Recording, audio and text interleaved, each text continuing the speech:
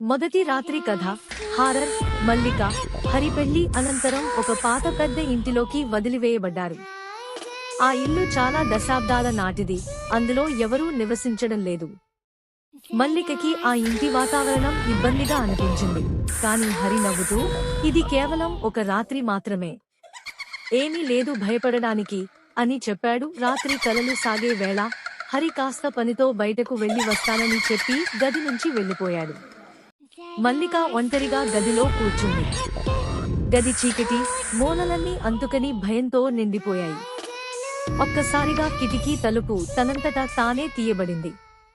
వెలుపల నుంచి చల్లగాలితో పాటుగా వింతగా ఒక పెడవు వాసన వచ్చింది. మల్లిక కిటికీ మూయడానికి కదిలేలోపే ఓ నీడ తన ముందు కనబడింది. అది స్పష్టంగా కనిపించకుండా వేగంగా కదులుతూ గదిలో చీకట్లో అల్లుకుంది. ఆమె హడలిపోవడం ప్రారంభమైంది. గుండె చప్పుడు స్పష్టంగా వినిపిస్తుంది. ఆ నీడ ఆమె చుట్టూ తిరుగుతూ గట్టిగా కేకలు వేస్తూ, నువ్వు ఇక్కడికి రావద్దు అని పలికింది. మల్లిక గమ్మత్తుగా బయటికి పరుగెత్తాలని ప్రయత్నించగా తలుపు సగం తెరిచి ఆగిపోయింది. ఒక్కసారిగా హరిని పిలిచింది. కాని అతని ప్రతిధ్వని ఎక్కడో దూరంగా వినిపించడంతో ఆమె భయం మరింత పెరిగింది. ఇంతలో వెనుక నుంచి ఒక చల్లటి చేయి ఆమె భుజాన్ని తాకింది.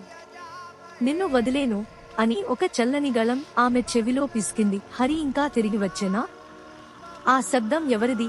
మల్లిక ఒక్కసారిగా వెనక్కి తిరిగి చూసింది.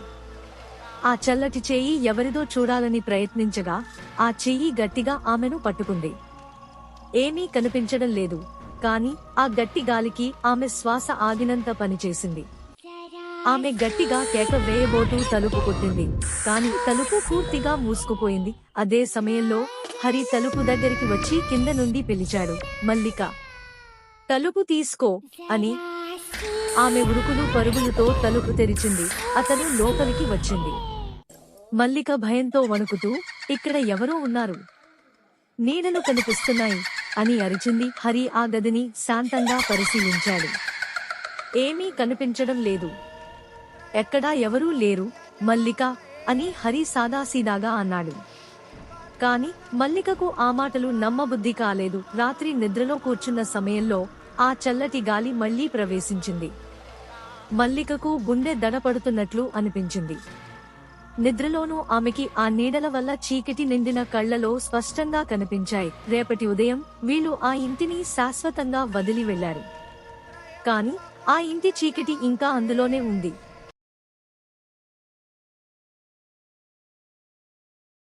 Korean real horror story mystery of the elevator. ఒకసారి హానా అనే యువతి ఆమె స్నేహితులతో కలిసి సియోల్లోని ఒక పాత అపార్ట్మెంట్ కి వెళ్ళింది. ఆ అపార్ట్మెంట్ గురించి ఒక మిస్టరీ ఉంది.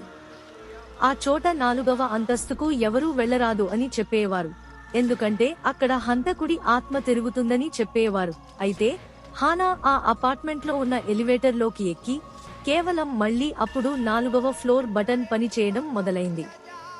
హానా ఆసక్తితో 4వ ఫ్లోర్ కు వెళ్లాలని నిర్ణయించింది. ఎలివేటర్ ఆగినప్పుడు తలుపులు తెరుచుకున్నాయి. బయట ఎవరూ లేకపోయినా ఆ స్థలం చాలా చీకటిగా, విపరీతంగా అనిపించింది. హానా బయటకు అడుగు పెట్టినప్పుడు ఆమెకి చలి అనిపించడం మొదలైంది. గాలి ఆగిపోయింది. చుట్టూ నిశ్శబ్దం వ్యాపించింది. ఒక్కసారిగా ఒక ముసలి వ్యక్తి ముందుకు వచ్చి, మీరు ఇక్కడ ఉండకూడదు అని బిగ్గరగా అరవడం మొదలెట్టాడు. హానా ఆ మాట విని భయంతో వెనక్కి ఎలివేటర్ లోకి పరిగెత్తింది.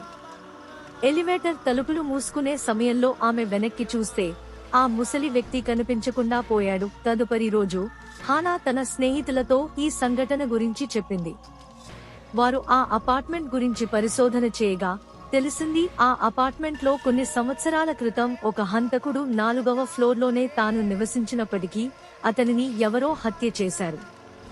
అప్పటి నుంచి అతని ఆత్మ అక్కడే ఉందని అన్నారు. మొరల్, కొన్ని ప్రదేశాల్లో చరిత్ర మనకి తెలియదు, కానీ ఆత్మల అనుభూతి మాత్రం అనివార్యం. ముగింపు.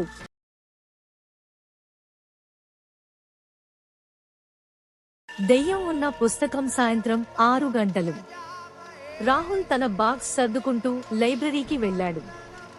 ఆ రోజు లైబ్రరీలో పాత పుస్తకాలు అమ్మకానికి పెట్టారని విన్నాడు. పాత పుస్తకాలంటే రాహుల్కు ఆసక్తి. లైబ్రరీలోకి వెళ్లిన వెంటనే అతను పాత పుస్తకాలు ఉండే ర్యాక్ వైపు నడిచాడు. అక్కడ ఎంతో కొద్ది పుస్తకాలే మిగిలి ఉన్నాయి. వాటిలో ఒక పాత పుస్తకం రాహుల్ దృష్టిని ఆకర్షించింది. పుస్తకం మామూలుగా కనిపించింది, కానీ దానిపైన ఓపెన్ చేయకు అని చిన్నగా రాసి ఉంది. రాహుల్ నవ్వుకుంటూ, ఇలాంటి పుస్తకాలు చూసే అనుభవం ఎంతో ఆసక్తికరంగా ఉంటుంది అనుకుంటూ దాన్ని తన దగ్గరకు తీసుకున్నాడు. ఇంటికి వెళ్లిన తరువాత రాహుల్ ఆ పుస్తకం తెరవడానికి సిద్ధంగా ఉన్నాడు. నిదానంగా పుస్తకాన్ని తెరిచినప్పుడే గాలి ఒక్కసారిగా వేగంగా వీచింది. అతని చుట్టూ చీకటి పడింది. ఒక్కసారిగా గదిలో నీరసమైన వాతావరణం ఏర్పడింది. పుస్తకం మొదటి పేజీలో వింత రక్తపు దారాలు కనిపించాయి. రాహుల్ ఆ పేజీని తిరగేసిన వెంటనే గది మూలలో ఏదో కదులుతున్నట్టు అనిపించింది. అతను నిదానంగా ఆ వైపు చూశాడు.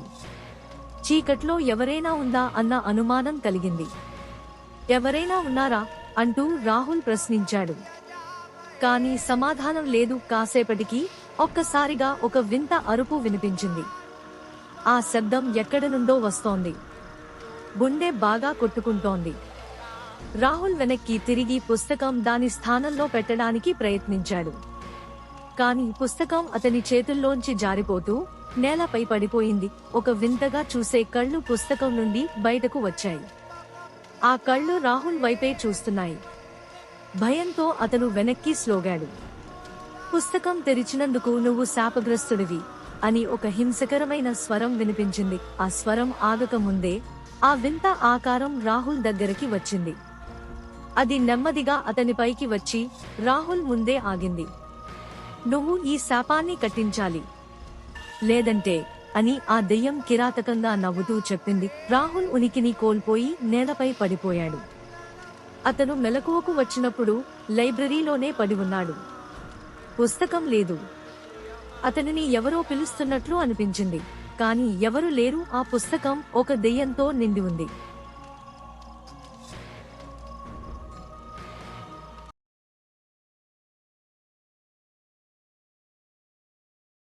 కృష్ణా జిల్లాలోని చిన్న పల్లెటూరిలో ఒక పెద్ద వృక్షం ఉంది.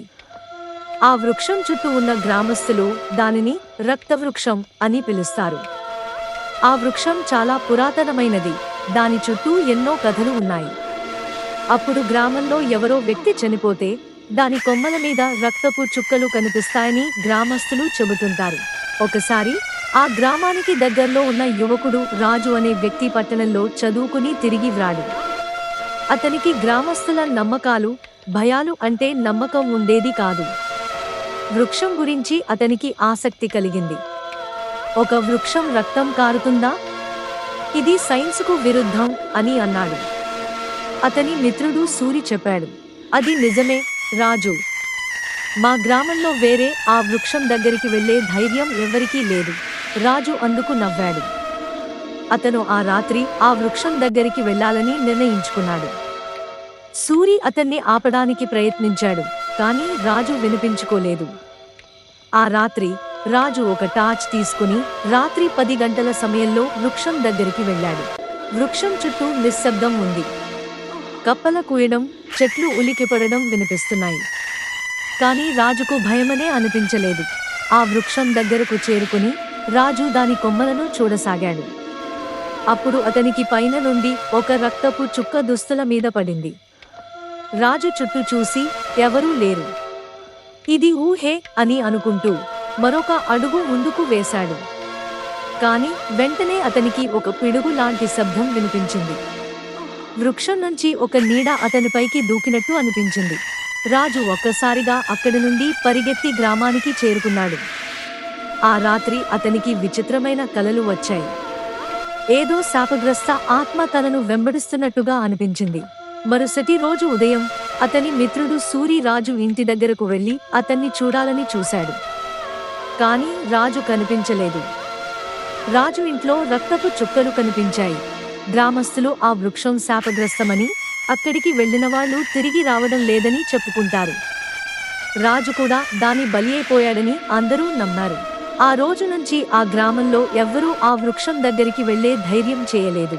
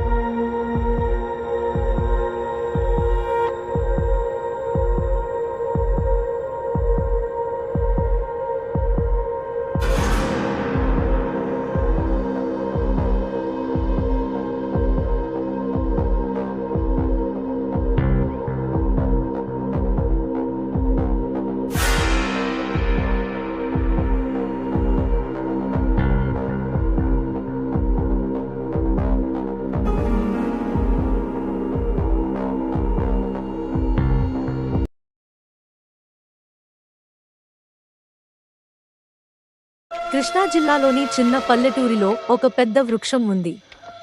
ఆ వృక్షం చుట్టూ ఉన్న గ్రామస్తులు దానిని రక్తవృక్షం అని పిలుస్తారు. ఆ వృక్షం చాలా పురాతనమైనది. దాని చుట్టూ ఎన్నో కథలు ఉన్నాయి.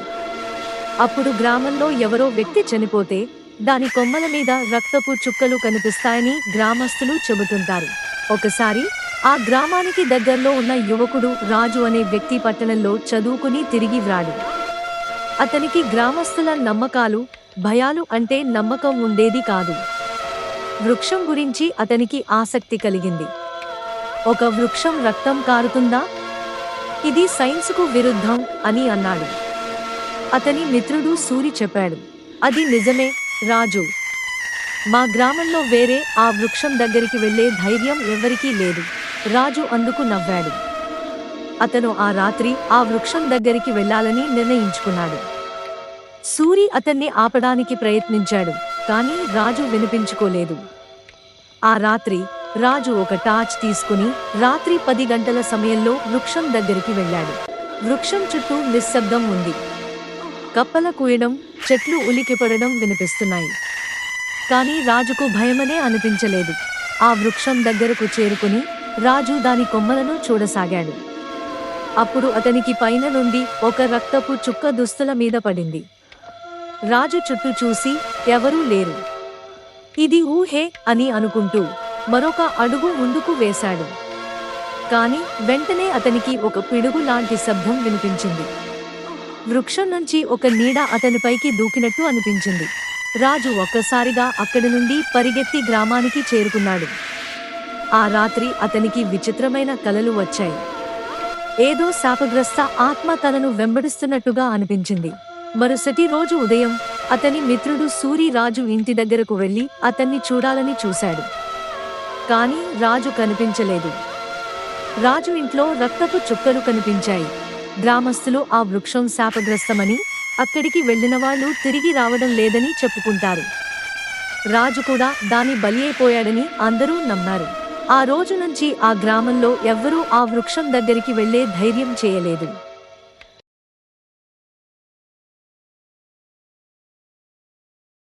చైనాలో నిజమైన భయానక కథ మిస్టరీ హౌస్.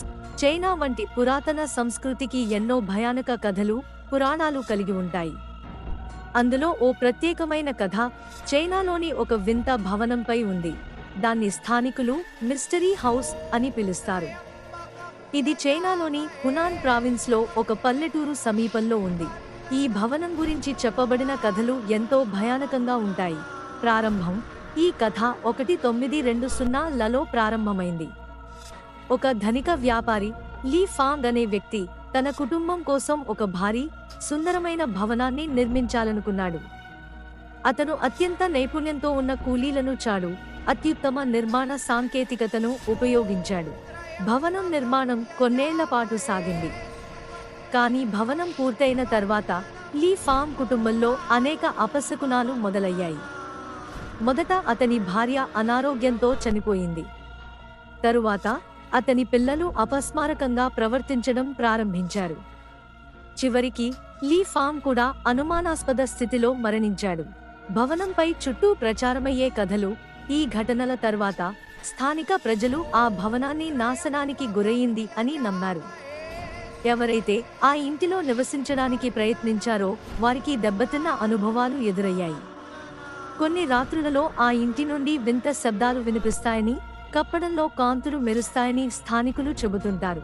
కొంతమంది ఆ భవనం సమీపంలో వెళ్లినప్పుడు వింత ఆకారాలు కనిపిస్తాయని, దయ్యాలు ఆ ఇంటిలో ఉన్నాయని నమ్ముతారు.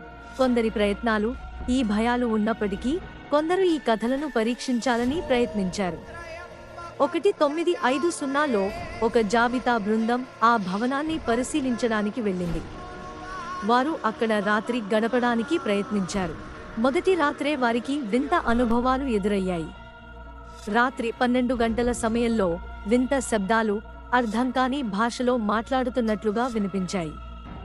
అది వింటూనే బృందం సభ్యులు భయాందోళనకు గురై అక్కడి నుండి పరారయ్యారు. నిజం ఏమిటి? ఈ భవనం గురించి పరిశోధనలు చేసిన పరిశోధకులు అక్కడ పాతకాలపు నిర్మాణ రహస్యాలను గుర్తించారు. భవనం లోపల గాలులు అంత సులభంగా ప్రవహించకుండా ఉండటంతో వింత శబ్దాలు వస్తాయని తెలుసుకున్నారు. కానీ అందరూ అంగీకరించని విషయం ఏమిటంటే అక్కడి చుట్టూ ఉన్న దెయ్యాలు వాస్తవమే అని కొందరు ఇప్పటికీ నమ్ముతున్నారు. ముగింపు: ఈ కథ విన్న తర్వాత మీరు కూడా ఒకసారి ఆ భవనాన్ని సందర్శించాలి.